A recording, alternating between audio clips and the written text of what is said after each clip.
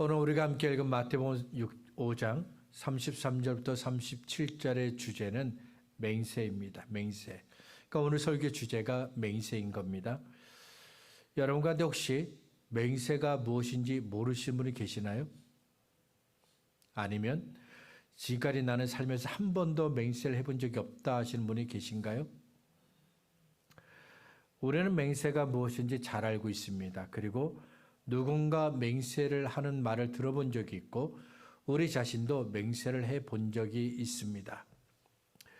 어떤 사람과 어떤 주제를 가지고 대화를 하고 있습니다.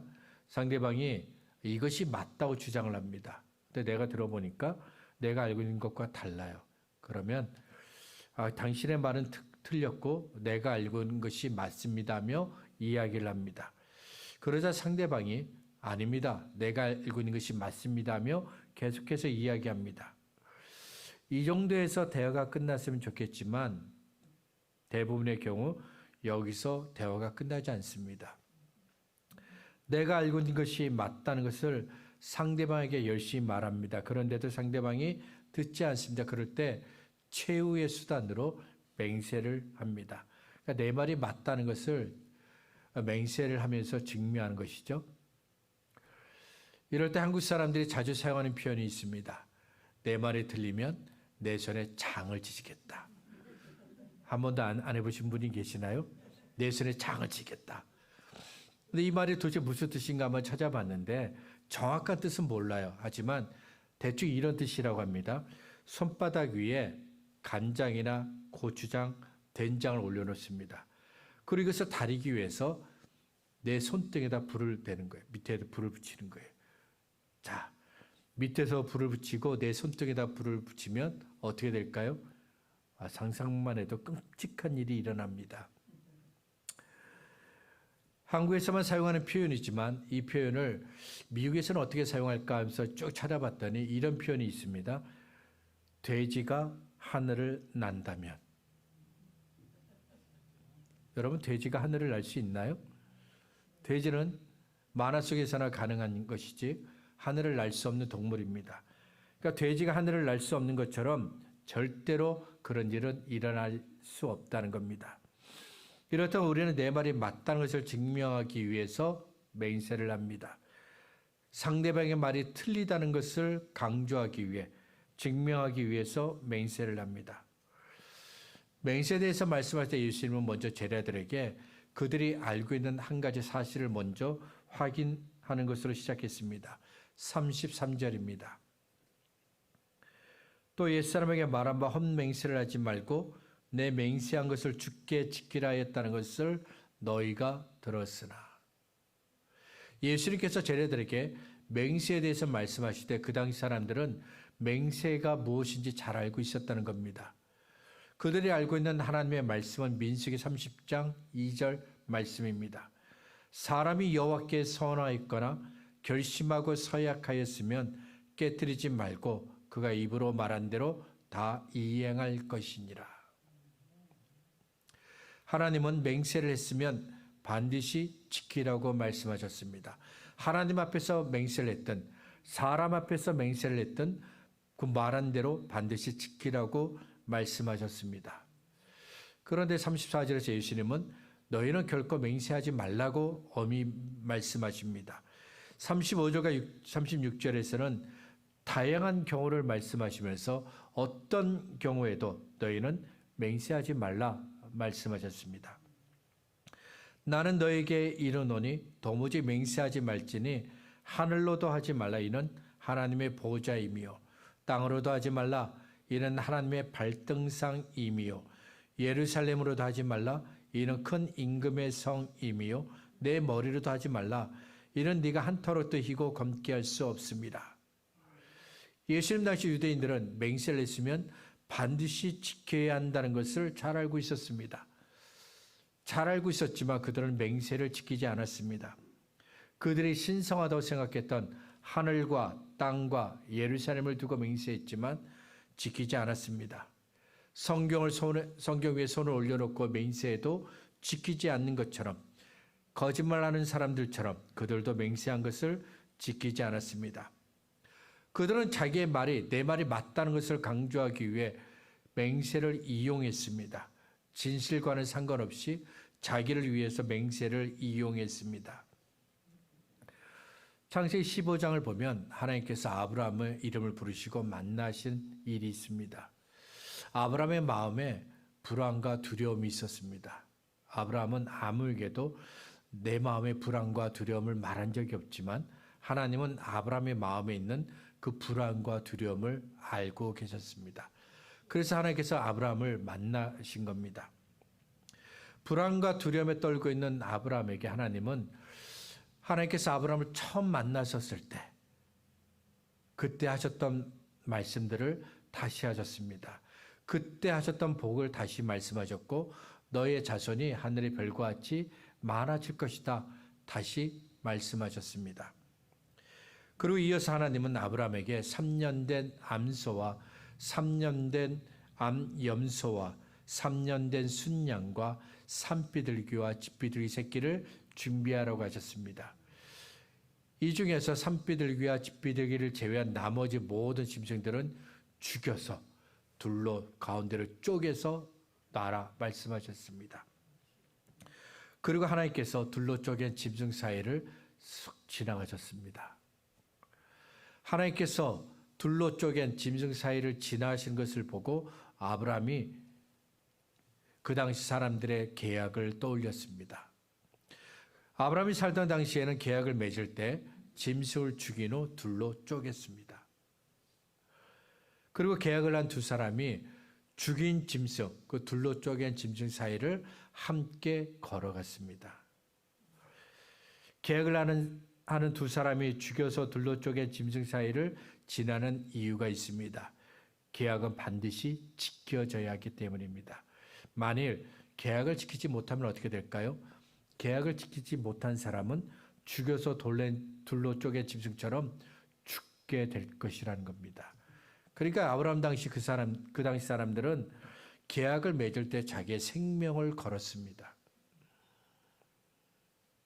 자기의 생명을 걸고 계약을 맺었는데 그만큼 계약을 중요하게 여긴 겁니다. 하나님께서 아브라함과 다시 계약을 하셨습니다. 그런데 죽여서 둘로 쪼갠 그 짐승 사이를 하나님 홀로 지나가셨습니다. 하나님께서 아브라함과 계약한 것을 내가 반드시 지키겠다, 반드시 이루겠다 약속하신 겁니다. 그리고 하나님은 그때 아브라함에게 약속하신 대로 아브라함과 계약한 모든 것들을 다 지키셨습니다. 하나님은 말씀하신 대로 반드시 이루십니다. 하나님께서 하시는 말씀에는 거짓말이 없습니다. 이사야 55장 11절입니다. 내 입에서 나가는 말도 이와 같이 헛되이 내게로 되돌아오지 아니하고 나의 기뻐하는 뜻을 이루며 내가 보낸 일에 형통함이니라. 우리는 다 말을 하죠. 근데 우리가 하는 말을 한번 생각해 보세요. 우리가 하는 말에 어떤 형상이 있다고 생각해 보세요. 근데 그 말이 나가서 성취가 된다. 그러면 좋은 것이죠. 근데 내 말이 나갔던 말이 다시 내 입으로 돌아와요. 그 말은 내 말이 거짓말이라는 것이죠. 근데 하나님께서 하시는 말씀은 결코 하나님께 되돌아오지 않는다. 왜 안 돌아올까요? 말씀하신 대로 다 이루어지니까. 그러니까 하나님의 말씀은 진실이라는 겁니다. 하나님은 언제나 우리에게 진실한 말씀을 하십니다. 절대로 거짓말을 하지 않습니다. 이런 하나님을 저와 여러분이 믿고 있습니다. 그렇다면 우리가 믿는 하나님처럼 진실한가요? 우리가 하는 말은 정직하고 진실한가요? 이스라엘은 하나님을 믿고 섬깁니다. 하지만 그들의 말은 진실하지 않았고 정직하지도 않았습니다. 입을 열면 언제나 거짓말이 나왔습니다. 오직하면 맹세도 거짓말로 했습니다. 이사야 29장 13절입니다. 주께서 이르시되 이 백성이 입으로는 나를 가까이하며 입술로는 나를 공경하나 그들의 마음은 내게서 멀리 떠났나니 그들이 나를 경외함은 사람의 계명으로 가르침을 받았을 뿐이라. 이스라엘은 사람들에게 공개적으로 이야기합니다. 우리는 하나님을 믿습니다. 우리는 하나님을 사랑합니다. 그러면 그들은 사람들에게 말한 대로 하나님을 사랑하고 하나님을 믿어야 합니다. 그런데 이스라엘은 하나님을 믿지도 않았고 하나님을 사랑하지도 않았습니다. 그래서 이스라엘은 입술로만, 말로만 하나님을 믿는다, 하나님을 사랑한다, 그렇게 하나님께서 친히 말씀하신 겁니다. 예수께서 제자들에게 맹세를 하지 말라고 말씀하셨습니다. 그리고 언제나 정직하고 진실하라 말씀하셨습니다. 37절입니다. 오직 너희 말은 옳다 옳다 아니라 아니라 하라. 이에서 지나는 것은 악으로부터 나느니라. 예수님을 옳고 그름에 대한 분명하고 책임감 있는 답변을 하라고 말씀하셨습니다. 내 이익이나 명예나 자존심이나 다른 사람과의 이해관계 때문에 거짓말하지 말고 정직하고 진실하게 대답하라고 말씀하셨습니다. 상대방을 이기려고 하지 말고 옳은 건 옳다, 잘못된 건 잘못되었다 말하라고 말씀하셨습니다. 예수님을 믿어 구원받은 저와 여러분의 말은 언제나 정직하고 진실해야 합니다. 어떤 사람 앞에서도 어떤 상황에서도 우리가 하는 말은 언제나 정직하고 진실해야 합니다. 다니엘서 3장을 보면 느부갓네살 왕이 큰 금신상을 만듭니다. 그리고 온 백성들에게 말하기를 내가 만일 금신상 앞에 다 절을 하라. 그렇게 명령을 합니다. 그러니까 우상을 섬기라고 명령한 겁니다. 왕의 명령은 엄했지만 사드락과 메삭과 아벳느고는 그 금신상에게 절하지 않았습니다. 그들은 하나님만이 살아계신 하나님이라고 믿고 있었습니다. 하나님이 아닌 다른 신에게 절하는 것은 하나님이 기뻐하지 않는다. 그것을 알고 있었습니다. 그래서 그 세 사람은 왕이 만든 그 금신상에게 절하지 않았습니다. 결국 이 일로 인해 사드락과 메삭과 아벳느고는 활활 타오르는 불길소로 던져지는 형벌을 받게 되었습니다. 사람들이 끌고 왔습니다. 근데 바로 그 순간 왕이 다시 한번 그들에게 이야기합니다. 너희가 만약 지금이라도 내가 만든 금신상에게 절을 하면 내가 살려주겠다. 사드락과 메삭과 아벳느고에게 살 수 있는 길이 열렸습니다. 옳고 그름에 대한 분명하고 책임감 있는 답변을 딱 한 번만 회피하면 살 수 있습니다. 한 번만 그들의 믿음과는 상관없이 한 번만 거짓말하면 돼요. 한 번만 거짓말하면 살 수 있습니다. 느부갓네살 왕을 비롯한 그 자리에 있는 모든 사람들은 사드락과 메삭과 아벳느고가 당연히 살기 위해 금신상에게 절을 할 것이라고 생각했습니다. 그런데 사드락과 메삭과 아벳느고가 느부갓네살 왕에게 대답한 대답은 그들이 생각했던 대답이 아니었습니다. 다니엘서 3장 16절부터 18절입니다.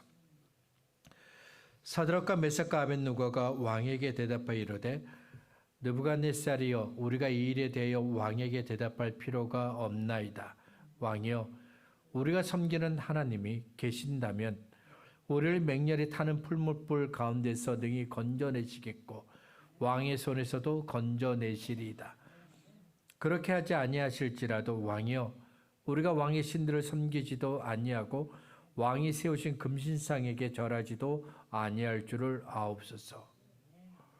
눈앞에서 활활 타오르는 불길이 있지만 사드락과 메삭과 아벳느고는 하나님은 옳고 금신상은 틀리다고 대답했습니다. 다니엘서를 보면 다니엘이 왕들과 나눴던 그 대화들이 많이 나옵니다. 보통의 사람들은 왕과 대화를 할 때 왕이 싫어하는 말은 하지 않습니다. 왕이 듣기 좋은 말만 합니다. 그런데 다니엘은 언제나 정직하고 진실한 대답을 합니다. 왕에게 상처를 받아도 다니엘은 정직하고 진실한 말을 합니다. 왕이 싫어해도 다니엘은 정직하고 진실한 말을 합니다. 아담이 범죄했을 때 잃어버린 것들이 많이 있는데 그 중에 하나가 정직과 진실입니다. 선악을 알게 하는 나무의 열매를 먹은 후 하나님께서 아담과 대화를 하십니다. 하나님은 이미 아담이 선과 악을 알게 하는 나무의 열매를 먹은 것을 알고 계십니다. 그래서 아담에게 아담아, 네가 선과 악을 알게 하는 나무의 열매 먹었어? 라고 물으셨습니다. 그러자 아담이 어떻게 대답합니까? 하나님이 나에게 주신 그 여자 하와 때문에 내가 먹었습니다. 라고 대답합니다. 자기가 선악을 알게 하는 나무의 열매를 먹었지만 아담은 하나님 앞에서 정직하게 대답하지 않습니다. 진실한 대답을 하지 않습니다. 아담의 말에 정직과 진실이 사라진 것처럼 그의 자손된 사람들의 모든 말 속에도 정직과 진실이 사라졌습니다. 정직과 진실이 사라지면서 사람들이 하는 말도 가벼워졌습니다. 많은 말을 하는데 정작 귀에 담아도 될 말은 얼마 없습니다. 마음에 새기고 싶은 말도 얼마 없습니다. 두고두고 생각해야 할 그런 말도 없습니다. 거짓말은 많아졌는데 정직과 진실은 사라졌기 때문입니다. 출애굽기 28장은 대제사장이 입는 옷에 대해서 말씀합니다. 대제사장이 입는 옷은 매우 특별합니다. 그래서 하나님께서 모세에게 대제사장의 옷은 어떻게 만들어야 하는지, 어떤 재료를 사용해야 하는지 자세하게 말씀하셨습니다. 그리고 36절과 37절에서 대제사장의 그 머리에 쓰는 관에 대해서 말씀하셨습니다. 너는 또 순금으로 패를 만들어 도장을 새기는 법으로 그 위에 새기되 여호와께 성결이라 하고 그 패를 청색끈으로 관 위에 매되 곧 관 전면에 있게 하라. 머리에 쓴 관의 앞에 글씨가 있는데 여호와께 성결이라고 적혀 있습니다. 성결은 거룩하고 깨끗한 겁니다. 그리고 성결은 정직하고 진실한 겁니다. 누구에게 거룩하고 깨끗해야 합니까? 하나님 앞에서 거룩하고 깨끗해야 합니다. 그리고 하나님 앞에서 정직하고 진실해야 합니다. 시편 15편은 다윗이 지은 시인데 다윗이 1절에서 이렇게 시작합니다. 여호와여 주의 성산에 머무를 자 누구 오며 주의 성산에 사는 자 누구 오니까? 다윗이 묻습니다. 누가 하나님이 계신 산에 머물 수 있겠습니까? 누가 하나님이 계신 그 산에서 살 수 있겠습니까? 2절부터 5절에서 다윗은 누가 하나님이 계신 산에 머물 수 있는지, 누가 하나님이 계신 산에서 살 수 있는지를 말하는데 그 중에 하나가 정직과 진실입니다. 2절입니다. 정직하게 행하며 공의를 실천하며 그의 마음의 진실을 말하며. 정직하게 행하는 사람이 하나님이 계신 산에 머물 수 있습니다. 진실을 말하는 사람이 하나님이 계신 산에서 살 수 있습니다. 4절에서는 자기에게 손해가 되어져 서운한 것을 지키는 사람을 추가합니다. 그의 눈은 망령된 자를 멸시하며 여호와를 두려워하는 자를 존대하며 그의 마음에 서운한 것은 해로울지라도 변하지 아니하며. 어떤 사람이 서운을 했습니다. 약속을 했습니다. 근데 나중에 다시 확인해 보니까 이대로 지키면 나한테 손해가 있어요. 어떻게 해야 할까요? 이런 경우 우리는 예외를 인정합니다. 그렇죠? 사정이 있으니까 지키지 않아도 된다는 예외를 허용합니다. 서운을 한 사람도 약속을 한 사람도 다른 사람들이 한 것처럼 이렇게 하면 내가 손해가 될 줄 몰랐어 하며 넘어갈 수 있습니다. 그런데 이런 생각을 가진 사람들에게 다윗은 말합니다. 우리는 나에게 손해가 되어도 약속했으면 서운했으면 지켜야 합니다. 다윗이 이렇게 말하는 이유가 있습니다. 저와 여러분이 믿는 하나님이 정직하고 진실하기 때문입니다. 예수님께서 겟세마네 동산에서 기도하고 계셨습니다. 그때 가룟 유다가 사람들을 끌고 예수님께로 옵니다. 그리고 예수님께 인사합니다. 라삐여 안녕하십니까? 선생님 안녕하세요. 가룟 유다는 이미 예수님을 버렸습니다. 돈을 받고 유대인들에게 예수님을 넘겨주기로 이미 약속을 했습니다. 그래서 사람들을 이끌고 예수님께로 온 것이죠. 그런데도 가룟 유다는 자기 마음에 있는 그 불순한 마음을 감추고 예수님께 인사를 합니다. 정직하지 않고 진실하지 않은 겁니다. 유대인들이 빌라도에게 예수님을 벌해달라고 요청합니다. 그 요청을 받은 대로 빌라도가 예수님을 신문해 봅니다. 그런데 아무리 신문을 해봐도 유대인들이 말한 그 죄를 찾을 수가 없습니다. 처음부터 예수님은 죄가 없었기 때문이죠. 결국 빌라도는 예수님을 놓아주려고 했습니다. 그러자 유대인들이 한 몫으로 이야기합니다. 그 피를 우리와 우리 자손에게 돌릴지어다. 그 피를 우리와 우리 자손에게 돌릴지어다. 이렇게 말했습니다. 이 말의 의미는 이겁니다. 만일 예수님의 피가 부당하게 흐른다면 그에 대한 책임을 우리와 우리 자손이 지겠습니다. 유대인들이 빌라도에게 왜 이렇게 말했을까요? 로마 사람인 빌라도는 예수님이 십자가 형벌을 받을 만한 죄가 없다는 것을 알고 있었습니다. 그래서 그렇게 놓아주려고 했습니다. 하지만 유대인들이 볼 때 예수님은 반드시 십자가 형벌을 받아야 하는 악한 죄를 지었습니다. 그래서 유대인들이 자기들의 생각이 맞다는 것을 증명하기 위해 예수님의 피를 자기와 자기 후손들에게 돌리라고 말한 겁니다. 유대인들은 자기의 생각이 맞다는 것을 증명하기 위해 빌라도에게 자신과 자신들의 후손을 걸었습니다. 그렇다면 그들의 말은 사실이었나요? 자신과 자신들의 후손을 걸 만큼 예수님이 악한 죄를 지었나요? 그들의 말은 거짓말이었습니다. 빌라도 앞에 선 유대인들은 하나님께 성결이라는 그 하나님의 말씀을 버렸습니다. 자기들의 뜻을 이루기 위해서 정직과 진실을 버렸습니다. 사무엘상 3장 19절에 이런 말씀이 있습니다. 사무엘이 자라면 여호와께서 그와 함께 계셔서 그의 말이 하나도 땅에 떨어지지 않게 하시니. 하나님께서 사무엘과 함께 하셨습니다.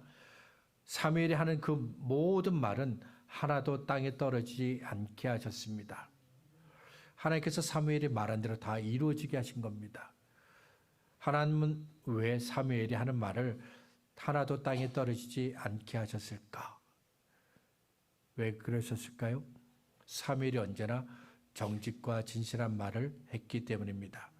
어떤 경우에도 사무엘은 거짓말을 하지 않았습니다. 자신에게 손해가 되어도 정직과 진실한 말을 했습니다.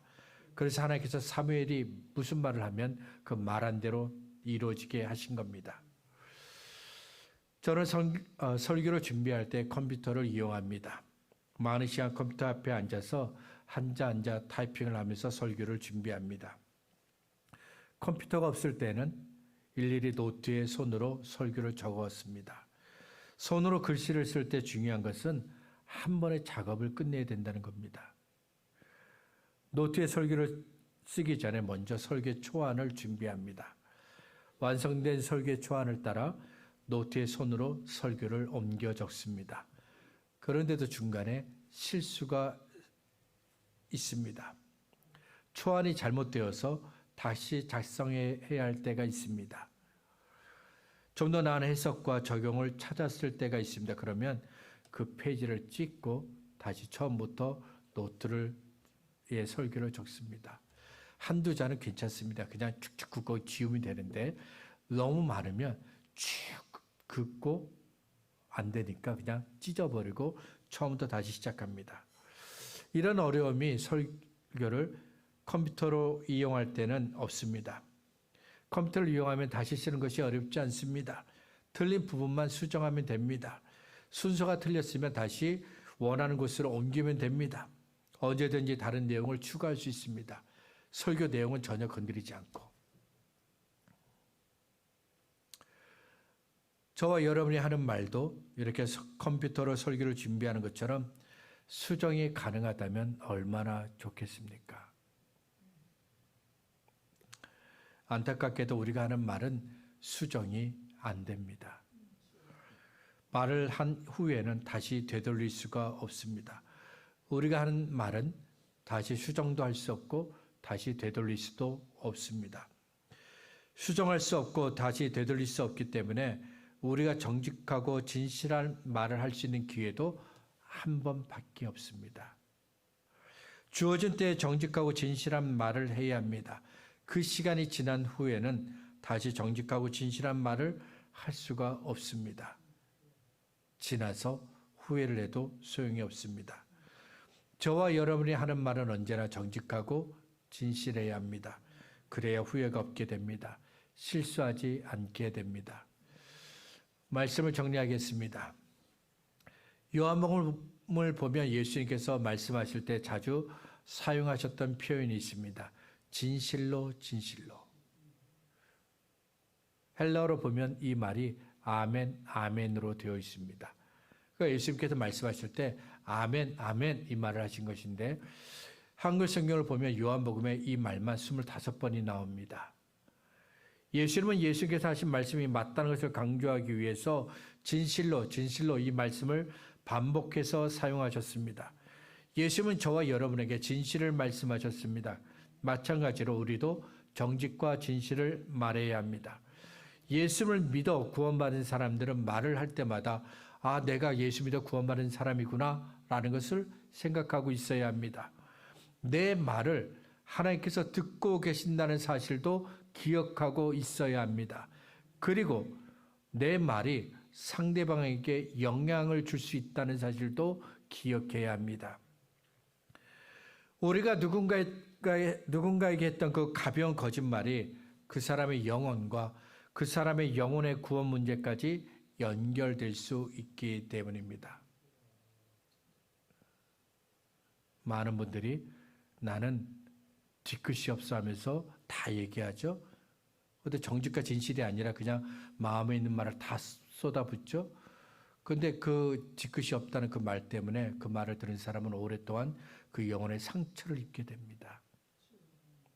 거짓말도 상처를 줍니다. 예수를 믿어 구원받은 우리가 하는 말은 언제나 정직해야 합니다. 진실해야 합니다. 저와 여러분이 하는 말이 언제나 정직하고 진실하기를 바랍니다. 거짓은 사람을 죽입니다. 거짓을 말한 자신과 거짓을 들은 그 사람 모두를 죽입니다. 하지만 정직과 진실은 나를 살게 하고 그 말을 들은 모든 사람을 살게 합니다. 하나님이 저와 여러분에게 정직하고 진실하셨던 것처럼 저와 여러분의 말도 언제나 정직하고 진실하기를 바랍니다.